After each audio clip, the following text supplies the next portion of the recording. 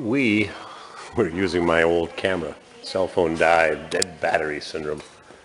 We are at the Hudson Chevrolet Corvair Museum, and we've only got 25 minutes to do this. So, what can I show you in 25 minutes at a beautiful museum? Hydromatic transmissions, Ypsilanti transmission operations, 1953 to 2010, Ypsilanti, Willow Run. Here's a 1940 Oldsmobile display chassis with hydromatic drive. The first automatic transmission was made for the 1940 Oldsmobile, and someone has taken this frame and painted it and made it shiny and beautiful and fully restored to better than new condition. Please do not touch or stand on displays.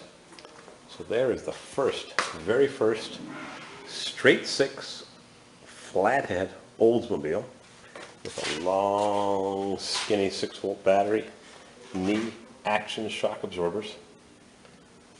Pictures of the transmission factory, hydromatic operation, assembly division, department 531A2 unit build.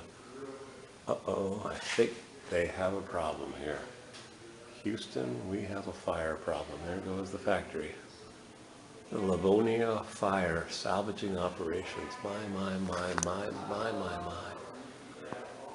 Yep, I don't know if you can see it. They got a serious problem. Whole place is junk. Hydromatic division of General Motors. Operation Hydromatic, number 1 Hydromatic built at Willow Run, November 4th, 12 weeks after the fire. This was made possible by the job you did. Wow, they had a fire, and 12 weeks later they're back in production. Hydromatic GM transmissions, power glides, and 4L80s, and turbo hydromatic 400s, and 425 front wheel drives, and 125s, 325s, 3T40s, turbo hydromatic 200s, and too bad Spike Punk couldn't be here to see the great hydromatic division of General Motors. Even got GM's rotary engine, the Wankel engine. Stuff in boxes, gizmos and gadgets and tools, and a big bad fire. Yeah, they had a big problem. 8-lug wheels for the Corvair. When have you ever seen a Kelsey Hayes 8-lug style wheel? Let's see. 1, 2, 3, 4, 5 lugs. And then these in the middle on my Pontiac are actually hidden under a cap. You don't see those. There's a Kelsey Hayes 8-lug style wheel. Experimental wheels, 1966 P20. Proposed Chevrolet regular production option. Wow, 3-piece construction, steel rim, aluminum wheel, center brake drum, forged GM hub, plus chrome hubcap, stainless steel trim ring, 9.5 integral drum brakes makes the P20 wheel interchangeable with a stock Corvair brake drum and wheel. It was first considered as an option for both the 1966 Corvair and Chevy 2 in September 64. It was approved for production on April 22nd, 1965. Shortly after that date, P20 was canceled and RPO N96 simulated magnesium wheel covers went into production for 66 instead of the proposed aluminum drum. Wow. They survive here in the museum in Ypsilanti and Depot Town. Along with the P20 wheel option, other new features were slated for the 66 Corvair Corsa production. Center floor console, perimeter reflector, and the rear body cove molding, lower body paint stripe instead of rocker moldings, and Astro bucket seats with fiberglass backs all were canceled.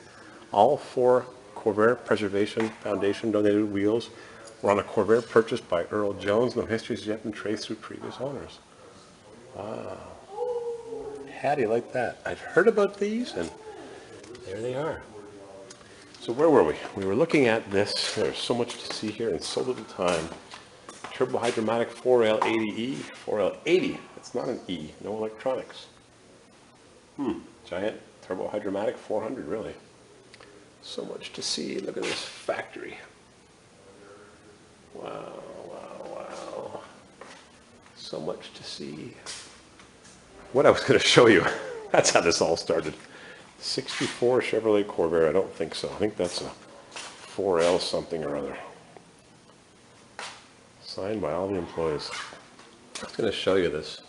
1939, 60th, 1999 automatic transmission, powertrain division, performance. Just notice the steering is a little sloppy on this. You can wiggle the wheel that far before any of the play is taken up because the lower bushing of the steering box, see if you can capture that, is worn, and that shaft, instead of going round and round in an arc, is going side to side. So I'm getting in trouble because I'm playing with the displays. This is truly amazing. GM Hydromatic Drive. Wow, they had a big fire and they fixed her up. Warped beams, 24-hour salvaging operations, huge fire. Willow Run plant purchased by GMC. Plant manager E.A. Kagi observes first rebuilt machinery delivery. Operation Hydromatic was so successful that Hydromatic transmissions were being manufactured and assembled at Willow Run only 12 weeks after the fire. And it was quite the fire, but we can't look at too many things. There's so much to see. 1939 to 56 Hydromatic Drive. Hydraulic servo mechanisms, fluid coupling, split torque, third and fourth gears. Well, 4L80, 4T80. They're only reliable until they're done working. This is a 1969 Corvair with 500 or so miles, basically driven around the block.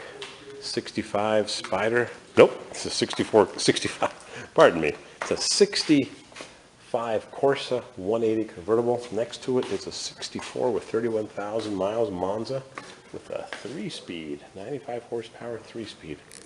They got the Monza with the extra chrome and the bucket seats, but they only went with the standard engine and a 3-speed transmission. Then we've got a Caveman 1960. Has it got the horn slots? No, they get rid of those real fast. Ford Motor Company, Lincoln, Mercury. If the Corvair had been produced for 1970, that's what it would have looked like. Woulda, shoulda, coulda.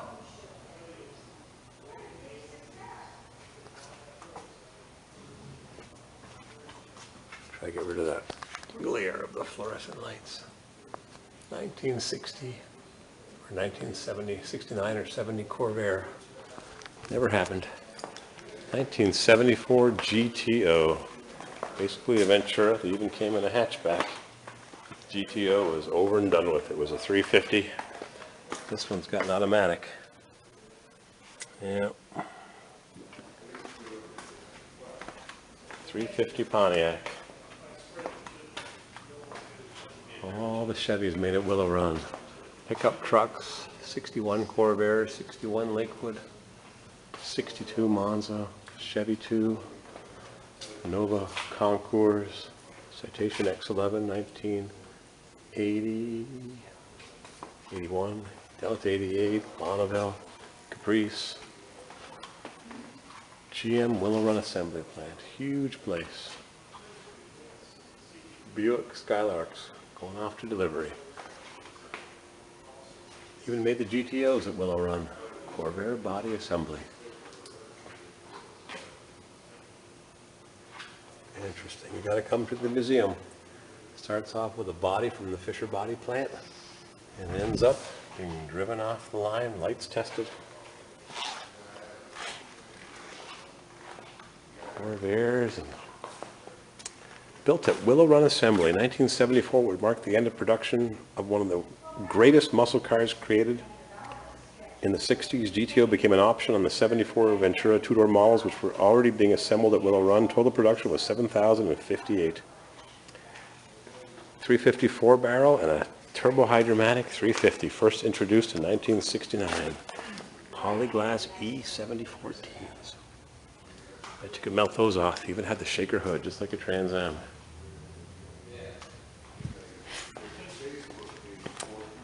Here's a colorful chrome cutaway display of a 64 Spyder 150.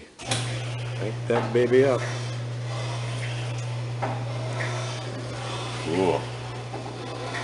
Presented through the courtesy of Chevrolet Motor Division. Donated by Chevrolet Motor Corporation for educational purposes. Real wire wheels.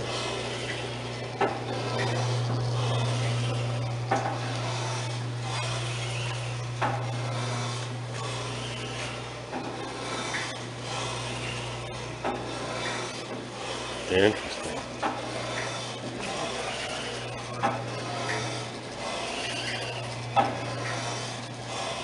How do you like that? Is that cool or what? Onyenko Racing Team. Various drawings, line art for the Super Spyder, Sebring Super Spyder, Sebring Spyder, Corvair 700. All different types of scripts, 65, Spyder, Air, Corvair, Turbo, logo, Corvair hubcap and center cap. Wow.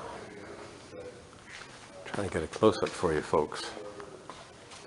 102 horsepower, different ideas for the cross flags, lots of different ideas that day.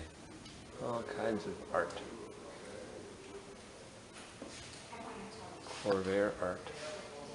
It's hard to see it, you should come to the museum. Experimental Corvair 3-barrel carburetors. Wow. Experimental plastic float bowl carburetor model HV in 1960 production carburetor. Alloy oil pan.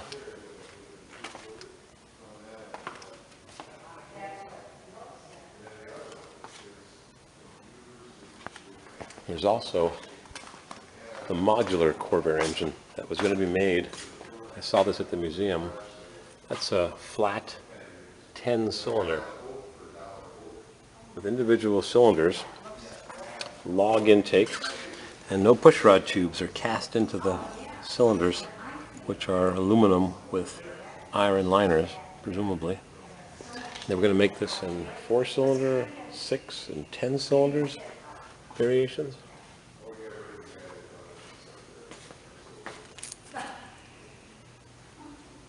There's the factory. Pretty big operation. Prototype engine fan. Made of plastic, but the acid from the battery, I think, affected it, as I recall reading. Corvair Greenbrier, 1957, October 57. Corvair Lakewood.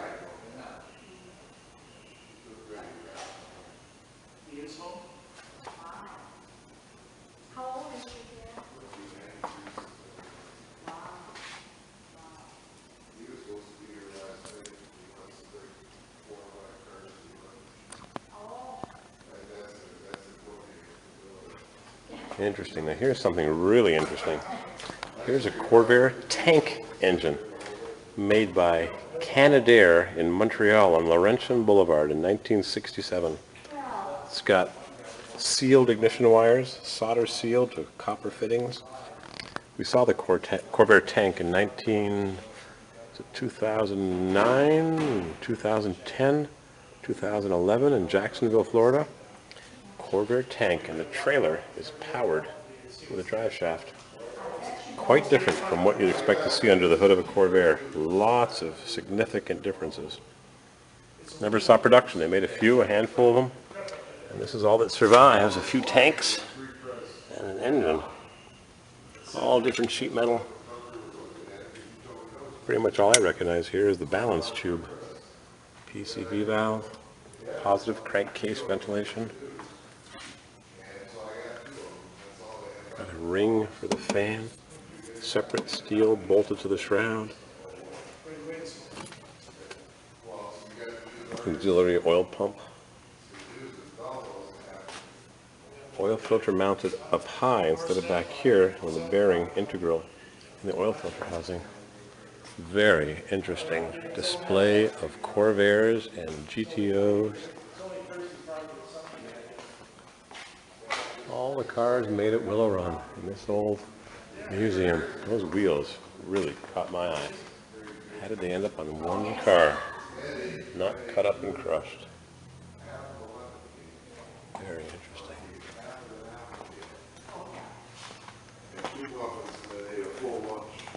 I'll tell you, I ate that muffin, and I went home and I told Karen that I didn't want lunch. 1926 Overland. Yeah? Overland. Willie's Overland, Toledo, Ohio. Kaiser body. 1953 Kaiser body sits on the original. The body sits on an original body dolly which carried it through the paint oven. They still rusted like crazy. How interesting.